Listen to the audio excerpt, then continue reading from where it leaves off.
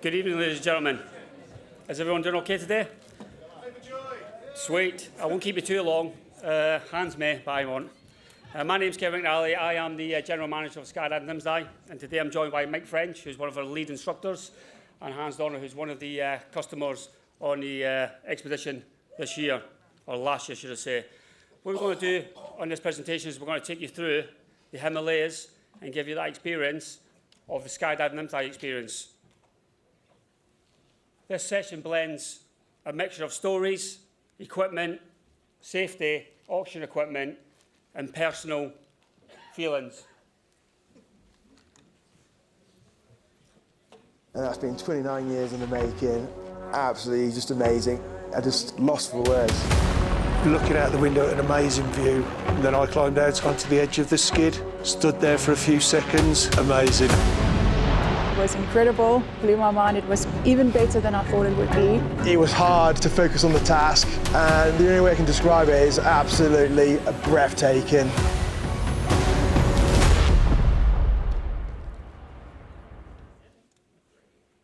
So look at that view. In the background there, that's Mount Everest and Laos there in the background, so that's two of the highest mountains in the world. And as you step out there at 23,000 feet onto those skids, all sorts of changes. But this is not just about the skydive itself, it's about immersing yourself in the polyculture and seeing things and being in a position where people will never ever be. So why do we build this then? I don't know if you all know, but the guy in the photograph there is Nimsdai. He is one of the most successful mountaineers who's ever lived. He's got multiple world records, and him being from Nepal, he decided that he wanted to start bringing more and more tourism to Nepal. But I'll let him say in his own words. Hey up guys, greetings to you all from this amazing sunny base camp of Akankadwa. Wish I was there guys, but hey, you know, we all have to do our job, isn't it? Anyway guys, I'm sure Cabe has spoken about all this amazing and beautiful experience that Skydive Nimsdai does. But today I want to tell you why we created this skydive experience. First, how amazing it would be, jumping from 23,000 feet, seeing Everest, McNally, Lhotse, Amador, all the surrounding peaks, right? And we do in such a way so the price is also fair. We're just not ripping you all off. The price is fair, guys, for 100%. And also, this experience is just not going over there and jumping. You land in Lugla, the most, I would say, dangerous airport in the world. And from there, you trek through the beautiful village of Khumbu, where, you can have the cultural, the mountain, and whatever this spiritual, experience you can. So, guys, I hope I'll see you all on Everest Skydiving. Take care and have a lovely evening, guys. Take care. Thank you. Cheers, Nims. As you see in that photograph there, he's not wearing any oxygen because he can get away with jumping out at 23,000 feet without it because he's a bit of a mutant. Okay, then the team. The team this year was made up of all British skydivers who are well versed with high altitude skydiving, jumping into dangerous drop zones, and who have got experience in doing mountaineering. It's quite funny because this is the only photograph out of a 10-day trip. This is the only photograph I got of them together, and that was in the first day at the airport. So I apologise for the photograph. Our two lead jumpers, Steve and Frenchy, they are, without a doubt, some of the best guys I've ever jumped with, and canopy pilots. Can you hear me all right there? Yeah, they've been with me since we started this adventure back in May 2023, and I've been on every expedition since then. Each has over 5,000 jumps, even though Frenchy just says a second ago he's got 7,000. 3,000 tandems, and they have got lots of experience in jumping at high altitude and dropping into some of the situations where they did when the Red Devils, jumping into small drop zones. Our camera flyers, Ryan and Molly, they have got thousands of jumps themselves, and they are dedicated camera flyers for us. And they also have experience in doing high-risk skydiving and their time in the Red Devils. Partnerships. We want to make this happen without partnerships. So we partnered up with experienced partners in mountaineering, expeditions, aviation, and oxygen systems. Elite Exped. Elite Exped is our sister company, who's also owned by Nimsdai. They provided our logistics, ground logistics, our guides, our porters, while we're on the trip. And the guy who was leading that was TJ, who has himself achieved so many things as well. He's climbed all 14,000 peaks, over 8,000 meters. And he's a top bloke. They are the #1 leading mountaineering company in the world, so if you do come trekking with us, you're in safe hands. Shimrick Air is one of the well-known helicopter providers in Nepal, and they have a high experience in high-altitude flying and parachute descents in the region. Some oxygen provided us with all our O2 equipment, which was purposely built for skydiving at altitude. And British Skydive, not a partnership as such, however, we use British Skydiving guidelines and frameworks for in-air safety, training standards, and discipline. So planning.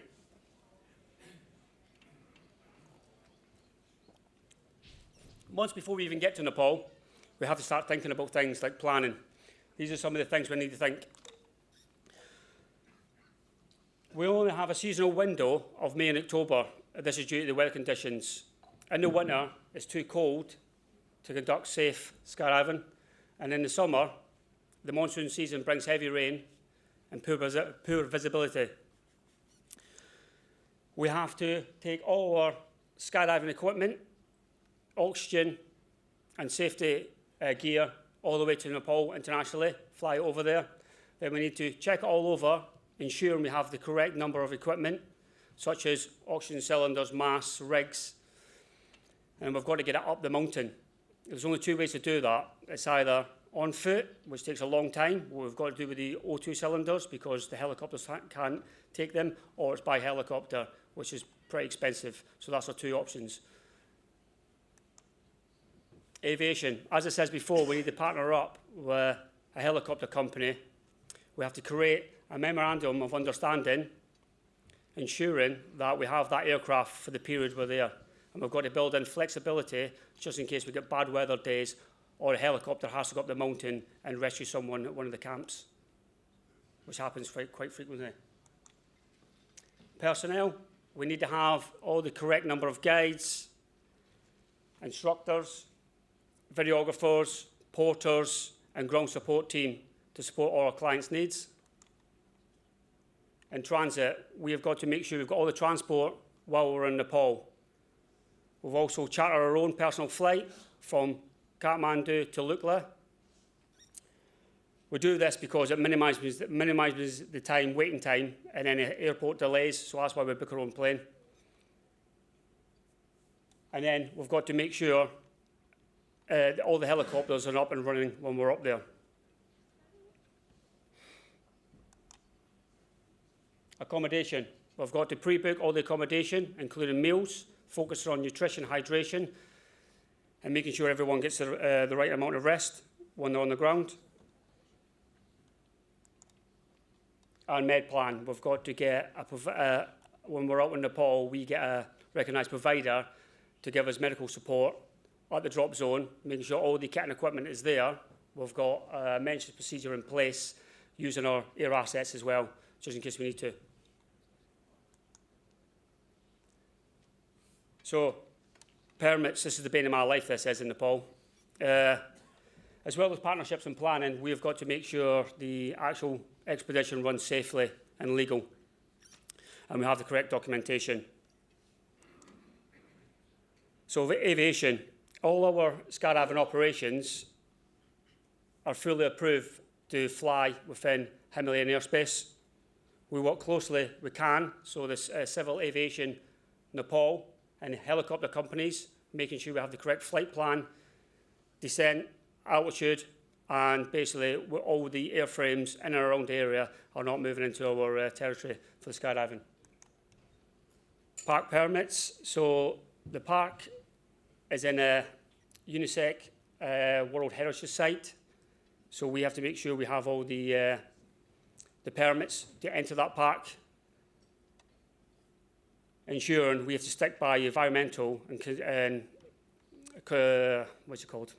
Conservation guidelines, so making sure everything's in place. Skydiving permits. Now this is another tricky one, this is, because Nepal itself doesn't have an association. We've got to take the association to them.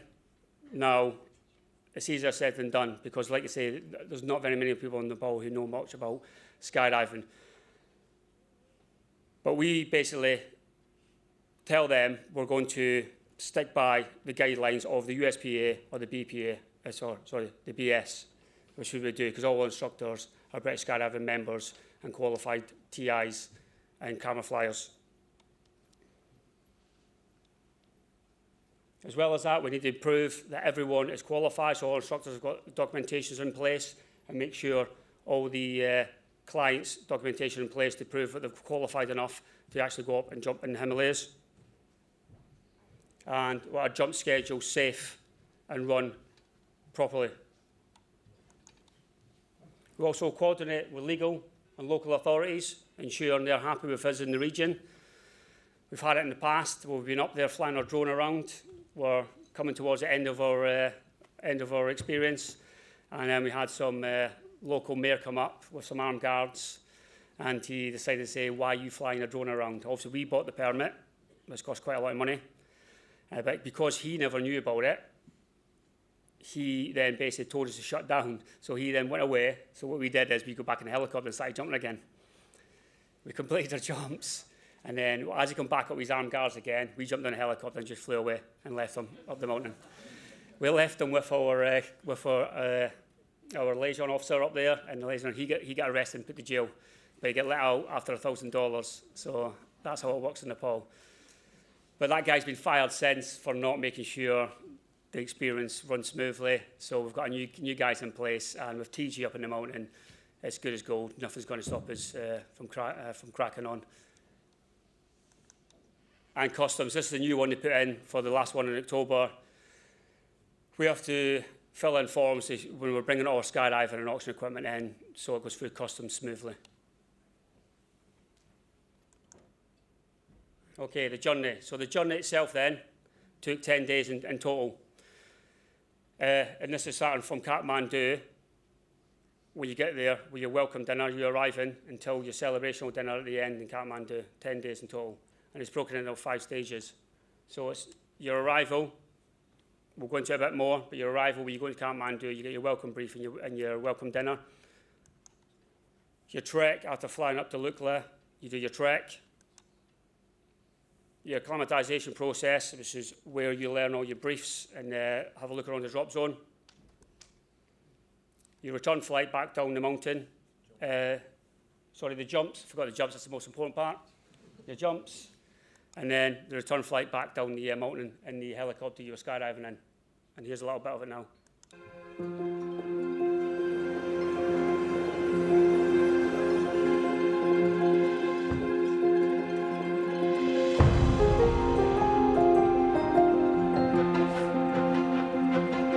Hello, my name is Fred Fugin. This is my wife Florence. We come from France. We are professional skydivers. We are here to discover Nepal. We just arrived. It's our first day. We are really excited. We heard many good things, beautiful things about Nepal, so we are really happy to discover this country. It's going to be amazing. So we're just really excited.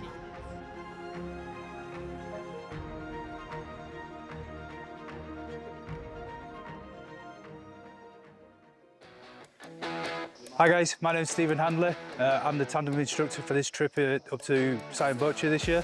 As you can see, we've just arrived in Kathmandu, just done a kit check at the moment. You want to check these? everything's good to go. What we're going to do now is head back into Kathmandu main town, do a welcome brief for the guys, introduce everybody, check everybody's kit, make sure everybody's safe. Then tomorrow we're going to head up the mountain up to Lukla and start the walk up to Namche Bazaar. Hopefully Saturday morning, weather's good, start jumping.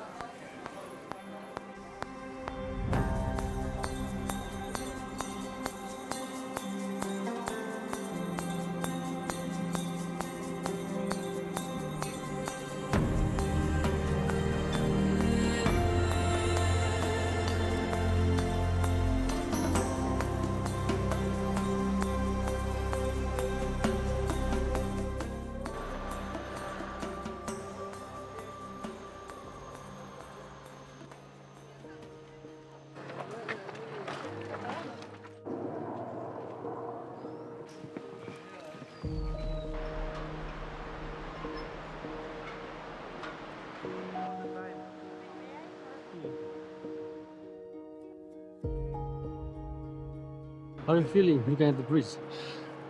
It's quite epic. Looking forward to it, but I do hear after this it's going to be on the way up. Yes. However, there's a nice big reward at the end of it, so I'm hoping for a hot shower. How's the view for you? Oh, beautiful. Beautiful? Yeah, absolutely stunning. Yeah. Lost for words, who would have thought it? Just looks, we just cranked 10,000 feet, you've got this awesome view, and then you poke your eyes through and then you just see one of the mountains up there. Thank you very much. That's insane. We're at 10,000 feet and you still got that.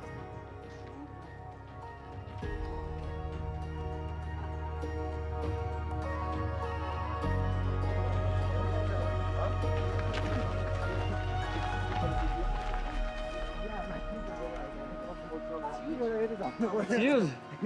Yes, it's Do you. you like it? Yes, Yeah? beautiful. You will love it once you go deep in Namche Yes. Bazaar.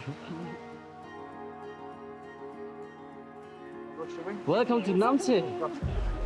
This, okay, I can't describe it, it's like literally every stop it just gets better and better. And how do they build something like this? View, yeah. You look at all this and as we're going up, and then you turn around and then you just, I mean, look at this, look at this.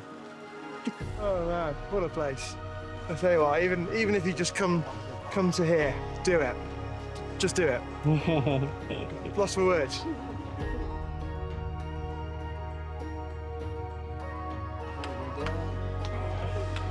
Yeah, John, you ready? Yeah. Fingers crossed, it's looking good.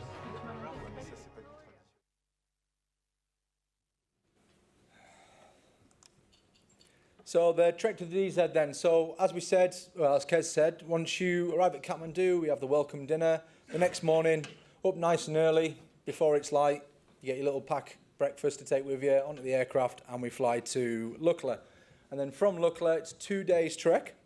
So we start off then, as I said, the flight across, and then we have Lukla to Phak Ding. So Lukla is around about 9,000 feet where we land at the airfield. We then drop down to around about 7,500 to 8,000 feet. The idea of that being where we've flown in high, we'll stay there, eat our breakfast, start acclimatising the altitude. We drop down to stay overnight, so then we have a sleep a little bit lower down. And generally that walk, it takes us 2 days to walk up to Namche Bazaar, however, it's not that far at all. On the way back on the first trip, me and Kev came all the way back from Namche, all the way back to Lukla in probably about 8 hours. So it's not a long walk, but we go nice and slow. We'll only go as fast as the slowest person, so we allow the clients to take the pace. So we're not rushing anybody. And it is, as you've seen from the video, it's all quite alpine. So it's not crampons on walking across mountains. It's just a nice, gentle trek down to Phak Ding for a first night. And then the next day, from Phak Ding up to Namche Bazaar, and I'm sure as you saw, Hans there at Hillary Bridge saying it's all up here from here. That's where we gain the altitude on that last part. So the first part of the morning, nice and flat, right across, just following the Cumbru River. Stop for lunch, and then it's up from the Hillary Bridge up to Namche Bazaar, where we finished at the end of the video there. We have an overnight in Namche, allow you to acclimatise a bit more, just have a nice dinner together with everybody. You get to know us, we get to know you a little bit better. Then the next day we get up and we go for an acclimatisation walk up to the drop zone.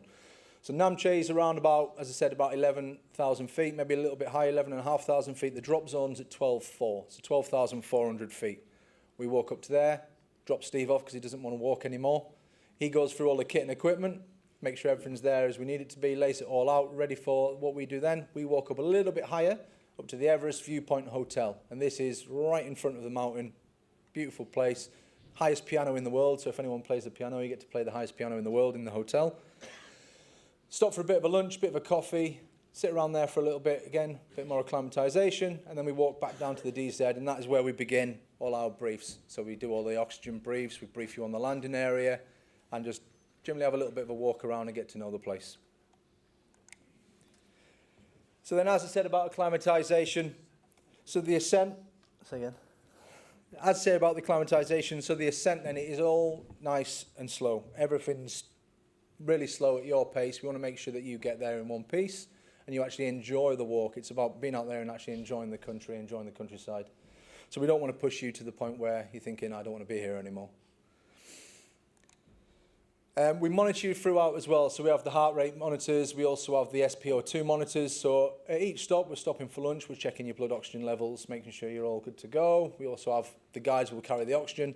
All you are carrying at this point is a little day sack with a little bit of warm kit, some waterproofs, and a little bit of water for the whole trek up. The guides and the Sherpas and the porters, they've got all the kit on their back, and they're the ones carrying all our kit up there. And then rest and recovery, this is very important. So with the acclimatisation, we acclimatise more in the evenings when we're sleeping and when we're resting rather than when we're actually walking. So we want to make sure we get plenty of sleep, and hydration is a huge impact on that. We want to make sure we get the right food in us and plenty of water and plenty of fluids. You'll see a lot of people out there, the locals are drinking actually warm water because it goes through your system a little bit quicker. It takes less energy because you're not having to heat the water up. So make sure there when we're sitting down, we're having dinner, all our dinner and everything, we've got our own catering guys in the lodge where we stay, providing your meals. You can choose what you want. They've got Western meals. They've also got Nepalese meals, Indian meals, if you'd like to choose what you want. And also the little bit on altitude awareness and things like that. Obviously, we are a bit higher up there, so we want to make sure that you're aware of that, and we want to make sure that you're aware of what's going on at all times. We're, as I say, continuously looking for symptoms, but a lot of that is feedback from you as well. So if you do come out with us, then we're coming and asking you when we're doing the checks, how are you feeling, you got any symptoms, things like that. It's just being aware of your own, you know your body better than we do, so it's down to you then to say, look, I'm feeling a little bit dizzy, I've got a bit of a headache. I'm like, fine, we have medical staff on site who then can give you a little bit of painkillers and things like that. And again, if you are taking painkillers, please tell us so that we're aware of it. And then preparing for the actual skydive itself. So as I said, we go through all the kit and equipment, make sure you're all fully briefed. You get a good brief on the drop zone, you get briefed on the aircraft, briefed on exits from the aircraft, anything like that. We're all very approachable, so if there's any questions, there's nothing too silly, okay? There is no silly questions up on the mountain. If you have any questions, we'd prefer you ask us. And the drop zone itself. So this is Sayang Boche Airfield. Beautiful airfield on the side of a mountain. It's roughly about 450 metres long, just short of 500 metres long at one point. You'll see it in the videos in a second. It's around 50 metres wide all the way down. It does widen in the centre and it's a little bit narrow at the back end up against the mountain, but we're generally not anywhere near that at that point. So it is a grass runway, grass airstrip. There are some small stones on the landing area. However, generally when we get up there first thing in the morning, we're clearing them out of the way of the landing area anyway. But it is a little bit uneven, a little bit undulating, but if you can land at a drop zone with grass over here, you won't have any problems out there. As I say, the terrain is quite undulating, as you can imagine, around it. As you can see from the pitch there in the background, it slopes up towards the Everest Viewpoint Hotel is just the other side of there, and you've got Everest and Amadablam on the right-hand side there, and then it drops away again in front there, which then leads us down to Namche Bazaar. Wind conditions, we are quite lucky with the winds here. They are fairly strong, nothing too serious, but we're lucky because they come straight up the valley and straight over the top of the front there, so it's pretty much corner to corner, if not straight down the runway on landing. That's the prevailing wind. Generally doesn't change. The heat can affect it a little bit, and you do get a little bit of turbulence as it curls over the top of the hill. But again, it's nothing, any problems. We're landing tandems up there. The guys are taking generally bigger canopies up there. So it's we haven't had any issues, touch wood, if there's any wood, with the wind conditions up there. The weather can come in quick. We do have guys on the ground at all times, so either myself, Kev or Steve, one of us will always be on the ground. One of us will be in the aircraft helping, assisting with the O2, JM and things like that as well. And then communications. So we have communications to the aircraft at all time. If we can't get communications to the aircraft, the pilots on board are under strict instructions that they just come back and land. They don't. There's no exits and no jumping if we lose communications. We also have TJ. You might have spotted him. He's one of the guys in the when we were all sat in the lodge having dinner. Long-haired Nepalese guy. He's actually British Nepalese, so he grew up in the UK. British guy. He's actually Nim's brother-in-law. Nim's is married to his sister. And so we have TJ on the ground with us at all times. He's speaking to the pilots on the radio, but he's also obviously fluent Nepalese and English. So we have clear communications at all times. That then gives us the control on the ground, saying, yeah, go or no go. And it also allows us to monitor the clouds when they're rolling in.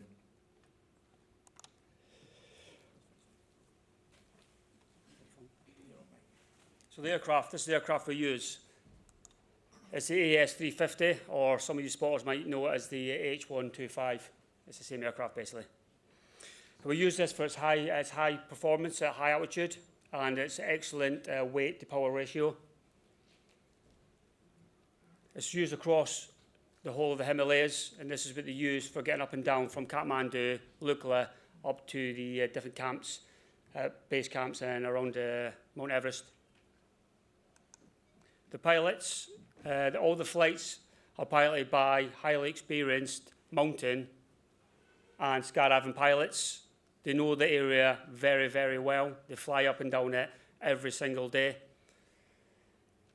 They're well versed with forward jump procedures and high altitude skydive as a whole. Configuration for the aircraft then, what we do is we get the aircraft to land, remove all the seats out the back. This obviously creates more room for the skydivers to get in the back of it, and it reduces the weight so we can get higher up to that altitude.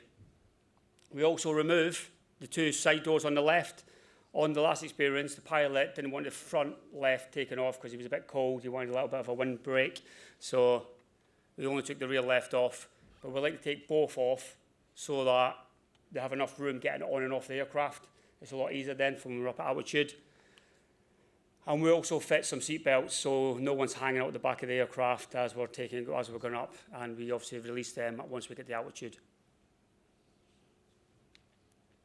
And one thing we do as well, we put two large ascent bottles in the back behind the pilot, and what we do is we then plug that into our oxygen system, so we're sucking off of that and not sucking off of our own, because that just overrides our system. The load plan, due to the altitude we're going at, we can only get, in the weight restrictions, we only can get 4 packs in the back. So that's 4 jumpers in the back of the aircraft, allowing us to get up to anywhere between 22 and 25,000 feet, depending on the fuel load. Also, you get the jump master in there who's going to overwatch everyone. He's going to be monitoring everyone's oxygen systems, spotting for signs of hypoxia, and he's going to be doing the spot, the timing, and communicating with the pilot, ensuring that the winds on the ground are good to go.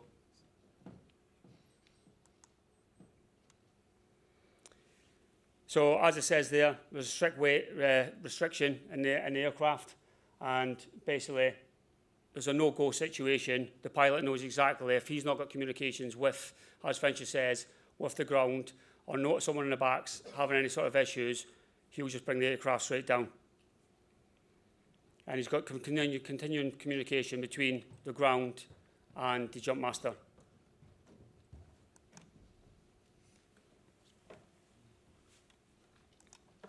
So skydiving equipment, normal parachute equipment that we'd use anywhere else in the world. However, we do have a few differences. So the canopy is generally a bit bigger for the majority of people than what they're actually used to jumping.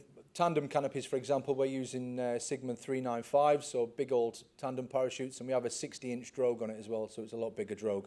This just means that we're going to get better openings, but also when we're coming into land, it gives us a bit more flair. For solo jumpers, we recommend 2 to 3 sizes bigger than what you're used to. So For myself, my Red Devils parachute that I would put in any display arena whatsoever, nice and tight, from stadiums to big open airfields, would be a Sabre 2 120. On the mountain, I was jumping a Sabre 2 150 or a Sabre 2 170. 150 is comfortable, 170, much better, much prefer it. So as I say, 2 to 3 sizes bigger, and then nice big tandem parachutes and drogues. So the rigs themselves, the rigs are ours are all fully adjustable, so that when we obviously jumping over in Europe in the summer, they fit nicely, and then when we're jumping over there in the winter, their summer, still cold, we've got enough room to get our warm kit underneath, we can get the O2 underneath and things like that. We'll just make sure everything is fitted correctly, and we can actually, nothing's going to get snagged in the aircraft because your harness is too big, nothing's too tight, so you can't reach your pull with your thicker gloves on and things like that. So the O2 system then, so our O2 system, as Kev mentioned, is specifically designed for skydiving at high altitude. We have a really good relationship with the company, so any changes that we want to make, they're happy to make them for us if it's within the design spec of the equipment. For checks on the aircraft then, so when, as I said before, you get briefed, when you turn up, we brief you on all the O2 equipment, show you how it works. We are constantly checking all the way throughout, so before you get on the aircraft, we do a check when you're kitting up, make sure it's all fitted, everything's working fine. As soon as you sit down on the aircraft, then if I'm on the ground or Steve's on the ground, we will hand over to whoever's on the jump master. They check you when you're sitting down, make sure your oxygen's flowing. We do have scent bottles in the aircraft. Don't necessarily need to use them because we do have enough time in the smaller bottles. We get generally around 35 minutes on full flow, and we don't use it on full flow for the ascent. We'll plug you into that if we need to. Usually we'll just leave you on a low flow, so we turn it right down to like the second notch up for the O2 for the climb, and then before we exit, turn it on full blast, so we've got a nice flow of oxygen for the free fall and the canopy ride. So altimeters, everyone has to have 2 altimeters. I'm sure everybody will understand. Same as when we're free flying or doing anything at speed in the UK. We want to make sure we've got an audible altimeter in our helmets. Tandems always have an audible altimeter. Shouldn't be jumping without one. And then one on your wrist. We generally use Alti2s. We've found, personally, I find they're better up dealing with the altitude, the higher altitude up there. But that's my personal preference. And thermal protection. Everyone thinks it's going to be freezing cold. We're up in the mountains, we're jumping. I can honestly say it is colder jumping here, February, early March in the UK than it is out there. Jumping out there, you'll see in a lot of the pictures, especially the next one when Kev covers oxygen, all I've got on is a bubble jacket, these actual trousers, and a t-shirt underneath. And it is perfectly warm. I actually wear my summer gloves out there just because I prefer the dexterity in my fingers. So everyone thinks it's going to be freezing cold. We're up in the Himalayas in the mountains. It's not as cold as you think. If you jump in the winter in the UK, you'll be fine over there. If you don't jump in the winter because it's too cold, put an extra layer on. And O2. Oxygen. So why does this matter? Because as you get the altitude, as you go higher up in the atmosphere, there's less oxygen around. So that can cause lack of oxygen, can cause your judgment to go down, your awareness, your coordination, or you can go unconscious, which is obviously hypoxia. So we want to get away from this. So that's why we use oxygen. So everything we do and everything we based on is based on this tactical bulletin, 263, which lines out best practice for high altitude skydiving, looking at things like altitude sickness, hypoxia, cold conditions, and limitation on the equipment. It's a great read, you should read it. Pre-briefing. So everyone who's skydiving above 18,000 feet should pre-brief for 30 minutes. What this does is this saturates the body with pure oxygen and takes the nitrogen out of your body, out of your bloodstream. And the way to explain this is if you've been scuba diving before, you go all the way down to depth. When you scuba dive, you use air rather than oxygen. Does anybody know why? Dan should know why. Because after 7 meters with pure oxygen when you're diving, it basically becomes toxic and you die. So that's why we use air when we're scuba diving. But as you go down, and because you're breathing regularly as you're scuba diving, if you decide to bolt to the surface, what happens is those nitrogen bubbles and your jaw and your blood will expand, and then you get the bends, and that's when people have like clots and stuff in their brain and their arms. Okay, so it's the exact same as when you're skydiving.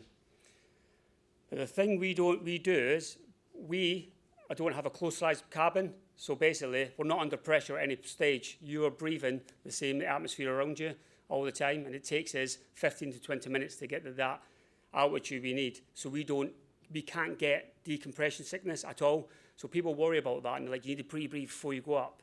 Like some guys here today told me they did 25,000 feet in Scandinavia. The reason why you didn't pre-breathe there is because there's an open cab and you're breathing the air. There's nothing pressurized. Because what happens in the military world is you sit in the back of an aircraft for an hour at 8,000 feet, and then suddenly the aircraft is actually at 25,000 feet. And when he opens the back doors, you go from 8,000 feet to 25,000 feet inside about 3 seconds, and then that's when you get the bends. Okay, before I explain that to you. But we don't need to pre-breathe, but we will pre-breathe if we see someone struggling or we think it's necessary. So the briefs, as Frenchy says, everyone's briefed on all their equipment. So on the acclimatisation day, you're going to get all the equipment out, you're going to look it over, you're going to go through all the settings, you're going to get your mask, you're going to get a mask fitted to your face, so it's all good to go. It's going to get marked up, that's going to be your equipment you're going to use for the duration of your time up there. We have set procedures in place where we follow all the way through. So our SOPs are in place from the moment you start putting that rig on, before aircraft, any aircraft drills, going to altitude and getting out on the skydive. We have a set procedure you follow, and that's briefed during those briefs. In normal skydiving, if you go up to 15,000 feet and above, you need to have a nasal cannula giving you oxygen. Once you get to 18,000 feet, as I said before, we then have to have the mask, and that's why we wear the mask. So our GM acts as our ASO on board. He'll be continually monitoring the systems, making sure they're all running straight, everyone's on the correct flow rate, and also looking for signs and symptoms of hypoxia, looking at everyone's eyes and their faces, what you can see of their faces, to see they're operating all right. Good morning. Good morning. Keep on, mate. Stop.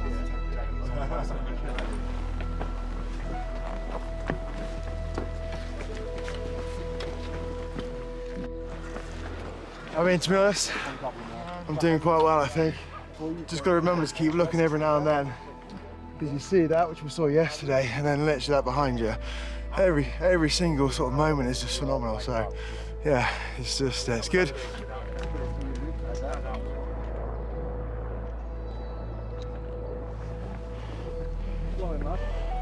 Saw my first glimpse, and that's been 29 years in the making. Absolutely just amazing. Every step of the way has just been incredible. That was 29 years, and had to get pointed out, but I tell you what. So privileged to be here. Like I said, it's been a dream for 24 years, 29 years in the making. I just lost for words. What a place to be.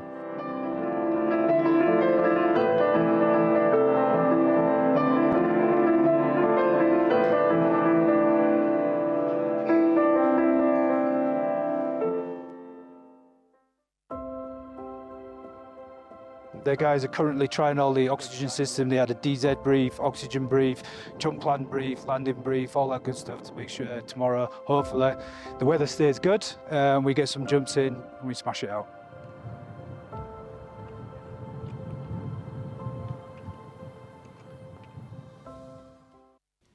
So safety frameworks then, governance. As Kev mentioned, there is actually no skydiving association in Nepal.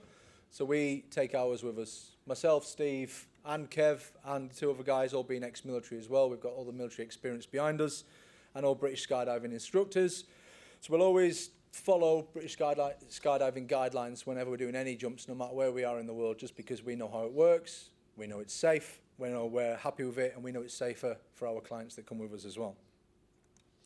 Experience and currency. So we do put our own stipulations in. So we have a drop zone that's a little bit lower, down at 2,000 feet, so quite a bit lower. Down at that drop zone, we're going to do a little helicopter boogie next time we go. That's a B license jumper minimum. And then when we come up onto the mountain, that's a C license, 200 jumps. And we do like you to have some sort of canopy course behind you. So whether that's a flight one with Lee and the guys next door, or you can prove to us that I've done some canopy handling course that we can then say, okay, we're happy with that. You understand how a parachute works. All should with 200 jumps, however. Briefings and training, as we've already mentioned, that all happens on the acclimatisation day. However, we do then run over it again on the jump day, start of it. We make sure everybody's happy with the wind directions, everything, flight path that we're going to run in on, and the usual stuff that you would get briefed on a day in your drop zones back home. Everything that you need to know about that drop zone, about the conditions, about the aircraft, all gets covered again. Make sure you're happy with the oxygen. Try it on, make sure you haven't swapped your kit over, you've got your kit. Everything's all checked again and good to go. So with the medical plan, Kev briefly covered it earlier, but we do have medical staff on site. And again, myself, I'm an advanced trauma medic, so I'm pre-hospital emergency care, my time in the military. Kev as well, from his time in the military, and Steve. So we've all got some sort of medical training, all the staff. And we also have one of the guides out there is medical staff outside. There is a hospital in Lukla, which is about a 2-minute flight away. So that walk that takes you 2 days, you can do it in 2 hours and 2 minutes on a helicopter. And then from there, it's back to Kathmandu to the main hospital if required. Everyone is asked to sign a medical waiver as well. So we've got our own medical waivers. We want to see your British Skydiving medical waiver. Make sure you're all fit and good to go. Medical conditions, obviously we don't need to know personal details, but if you do need a doctor's note, we need to see one that is signed to say that they're happy with the high altitude jumping. And also trips to Nepal, we recommend obviously your injections, inoculations, and vaccinations are all up to date. And if you are taking any medicines, just let us know what they are, just so we can then keep an eye on you if you have any issues. If you're not comfortable speaking to us, as we say, we have medical staff on site. You can keep it between you and them. So the operational oversight then is Kevin at the top as the lead, and you have myself and Steve as his assistants. Make sure everything is all follows that clear command structure. We try not to run it as a military exercise. However, that is our background, probably about 70 years between us in the military. We do like to make sure that everything is structured and it has everybody understands what's going on at all times and they know who to come to. And we find it works a lot better like that. You get clear communication from us and we get a good understanding from yourselves. Jump profile. This is me again, isn't it? So, jump profile then. So what's actually happening on the jump? The pre-jump, as we said before we're boarding, we're going to check all your equipment, make sure everything's gone, make sure your AEDs are on, they're reset for that altitude. You haven't turned them on when we were down at the hotel and we've just climbed another 1,000 feet higher. So we do everything at the top, make sure everything's good to go. Full kit checks before you get on the aircraft. We're then getting checked again once you sit down on the aircraft. All oxygen then is turned on, as I said, to that second level. Aircraft takes off and off we go. So the ascent then, so we're going to climb from the DZ, which is 12,400 feet, and we aim to get between 23 and 25,000 feet, depending on the weight on the aircraft. If we've got 4 fit, slim people on the aircraft, we might get all the way up to 25. If we've got some bigger units like Steve on board, then it's somewhere between 23 and 25,000 feet is the one we'd like to get to. All the way up, we're monitoring you. So the jump master on board, every now and again, you'll probably see him go like this. He's just asking you to lift your goggles up so we can check your eyes. How you doing? Everything all right? You've got oxygen flow. On this side of our oxygen, it's got a gauge which tells us whether the oxygen's flowing. It's a little spring that moves up and down. So we're checking that all the way up. Final check before exit. So before he runs in, the pilot's going to give us a 2-minute warning. That's then we do everything again. Full checks on all the equipment. Your oxygen goes up, full blast. You got full flow. You can actually feel it on your face at this point, so you know you've got a full flow of oxygen. Check your kit over, pin checks, make sure you're not snagged on anything in the aircraft. Everyone's up onto their knees, and we're running in. So the exit and free fall then. So exits, I'm sure anyone that's jumped out of a heli or a hot air balloon, you will understand there is a bit of dead air initially. It is a little bit worse up there initially. You'll probably find out because the air's so thin, there's not a lot to grab hold of. However, within a few seconds, you're in good air again and carry on as normal.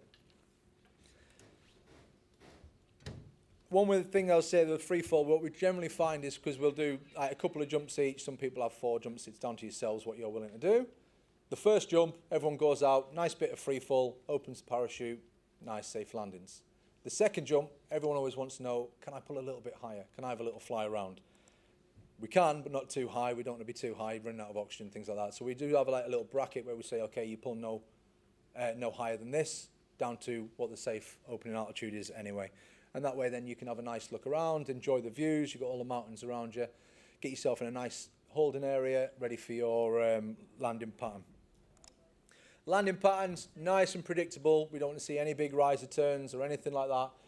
Nice downwind, crosswind, into wind, everything is predictable. We can then see from the ground. If you do, on the first one, we see you start trying to throw riser turns in there, then we'll probably have a little bit of a word with you and say, look, slow it down. We're here for the experience, not to see how far you can swoop down the runway. Landings-wise, they are a little bit quicker. So the way I look at it is, for me on the 150 out there, or the 170, I would equate that to a nil-winder on my 120 in the UK. So they're a little bit quicker. However, that's why we mention not only for the openings, but we want them landings a little bit slowed down as well. We'd always recommend three canopy sizes bigger for the jump. Turbulence-wise, we do get a little bit coming off the top of the mountain, coming up the front of the slope. However, it's not a great deal. I've never had any issues on tandems or my personal rig or anything like that. It's, as I say, a little bit, nothing to write home about.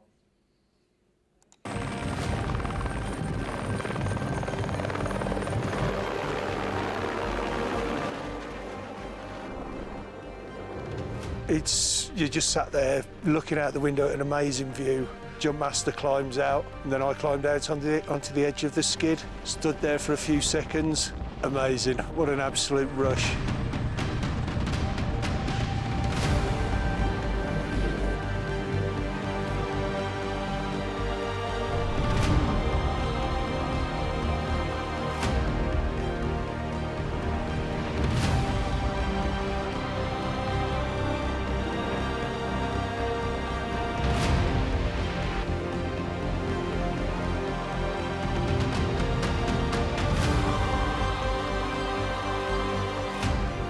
Just completed my first ever skydive looking at Everest.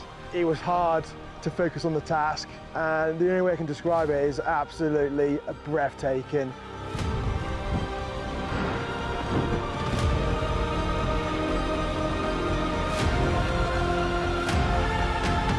Just had my first skydive and it was incredible. Blew my mind. It was even better than I thought it would be.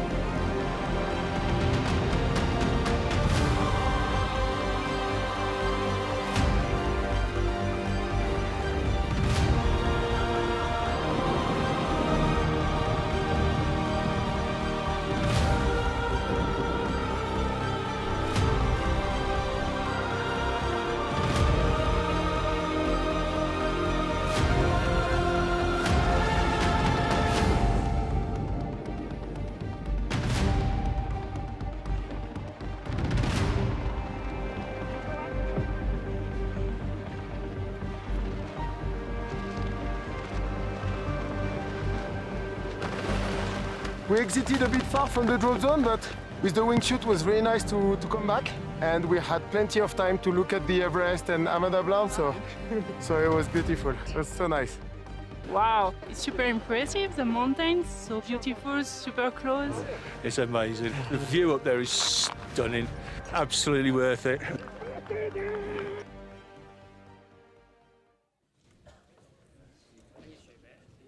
Client story. Isn't it? Yeah. Hi everyone, how you doing? I believe we haven't got much time, so I'm not going to take too much of your time. I'm Hans. I work for British Skydiving, one of the STOs. On this adventure, I only found out that I had 2 months before I went on it. I was very lucky. I was sponsored on the actual trip itself, but what a journey it was. I'm going to keep this as brief as I can because I know I can waffle a little bit. The trek itself, it's a place that I've always wanted to go to, and I think you can see by the actual my face. every single point on that trip was absolutely breathtaking. I think as skydivers, we like to travel around the country, visiting different places, going around the world, but hands down, this is one of the most phenomenal places. Even if you're not jumping, just to go there to experience what it's like in another country, it's just unbelievable itself. Okay. In terms of the oxygen, yeah, it's one of the things I think that puts a lot of people off from having this experience. It scares a lot of people, especially in the UK. We can go up to 15,000 feet, and we hear sort of horror stories of what can happen. Yeah, the systems that actually use, I'm ex-military, I've used oxygen systems before. The systems that these guys use, it's so simple. Up until the point they were very happy for me to actually take control of the aircraft as a jump master. So thanks very much for letting me take control and letting me go a little bit higher up to 24,000 feet with very few people on board as well. Okay, so that's something, if you have got concerns about it, please don't. In terms of the actual free fall, I think it's the only time really I've actually been scared. In what way? It's the case of, because the views are so phenomenal that when you're in free fall, you're forgetting that the ground's coming at 120 miles an hour. And I've been jumping for 30 years, and that's the first time I've been in free fall, and my dit has been going off. I'm like, oh, okay, something's about to happen. I need to open the parachute. And as soon as that parachute opens, you've got all that time to actually just look at these views, which are absolutely stunning. Don't get me wrong, my home drop room's Tilstock, a beautiful drop zone, beautiful views, okay? Excellent, okay, but this, okay, is actually something else. In terms of the landing at altitude, I've worked with Kev and the team before. They know my background, and Kev was like, what are you going to be jumping? Well, I jump anywhere between a 96 and a 120. And it's just like, you may want to upsize. It's like, I feel comfortable on a 120. How wrong I was jumping a 120 canopy at altitude, okay? Every day is a learning day, even at my age and my level of jumping, okay? Listen to the experts that do it all the time. I didn't have any dramas, but the landings were pretty quick, even on actually 120 itself. The whole experience, as I said, was absolutely phenomenal. And at the very end of it, okay, we managed to get a helicopter ride. I went a little further up to base camp. Unfortunately, didn't make it due to weather, okay, but we got a helicopter ride back through the actual mountains itself. There's actually YouTube videos online. Just go and experience it. Like I said, even if you're not going to actually jump itself, which I implore you to do, the experience itself is going to be with me all my life. It's something that I've always wanted to do, and I think that every time I bump into someone, I try and sneak it in there and just try and talk about it. It's got a few laughs there, because it does actually happen. Yeah, just phenomenal. The actual team itself, at no point did I feel sort of any risk to my life or anything like that at all. They just take care of absolutely everything. If you're worried about sort of hiking, just going back to the trek part, I'm fairly fit. I've put a little bit of poundage on over the years, okay, but in terms of the speed and the actual amount of walking you do is really next to nothing. And like I said, these guys, okay, they really do look after you on that side of life, okay. But just want to say thank you very much for the team. For looking after me and giving the opportunity to experience a childhood dream that was, like I said, I think I said about 5 times, which was 29 years in the making. But if you've got any sort of questions or any doubts about doing it, it's something, this is not coming from British Skydiving, it's a personal thing that I've been jumping for so long. Just go do it, guys. It's phenomenal. Okay, it really is. Like I said, I have run out a bit of time, so I'll hand you back to these guys. Thanks very much.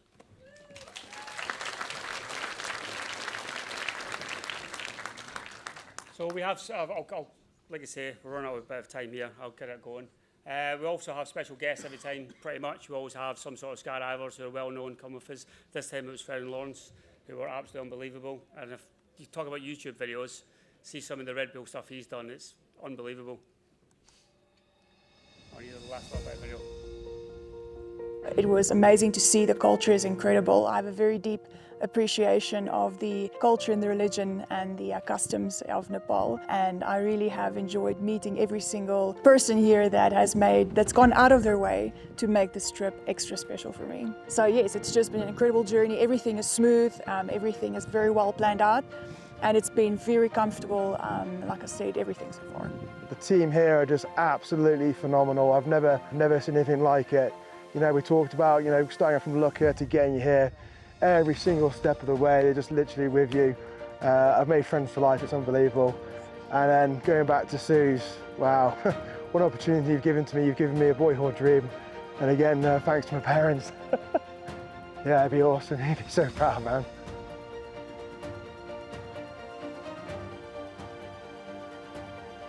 You just sat there looking out the window at an amazing view, looking at the people doing exactly the same as you, sucking in too much oxygen, if that's possible. Everyone should come and do this drop zone.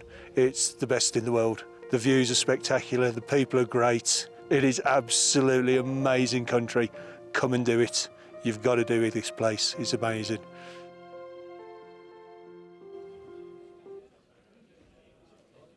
And there's other options if you want to go up to base camp, helicopter tours, or climb on the mountains as well. Have we got time for questions? Nah, okay. The cost. The cost to do this, so you do the whole package with 2 skydives is 7,500. That's everything, your accommodation, everything. food, travel, As soon as you step off the plane, everything's done for you. Apart from if you jump off the plane, you helicopter yourself. Well, thank you very much.